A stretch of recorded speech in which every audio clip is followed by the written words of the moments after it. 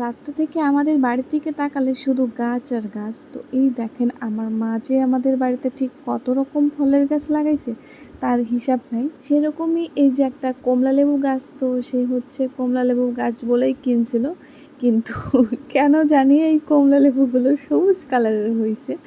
তো এইটা মা বলতেছিল কমলা লেবু না মৌসুন্দি না কি একটা জানো।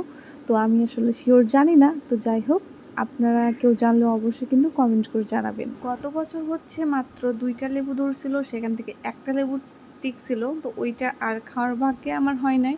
তো এবার গাছে অনেক অনেক লেবু ধরছে, এখন দেখা যাক। এখন একটা হচ্ছে ছেড়বো, ছেড়ে হচ্ছে খাবো।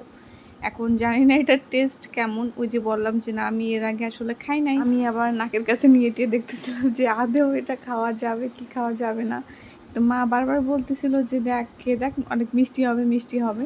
মা হচ্ছে লেবুটা কাটছে আর এদিকে আমি একটু হচ্ছে ভিডিও করতেছিলাম। তো ভিডিও দেখতেই পাচ্ছেন যে না, আমাদের বাড়িতে আসলে মানে উঠানে তো অনেক জায়গা থাকে তাই না, কিন্তু আমাদের সম্পূর্ণ উঠানে হচ্ছে গাছ আর গাছ, আর গাছে কিন্তু অনেকগুলো লেবু এখনও আছে।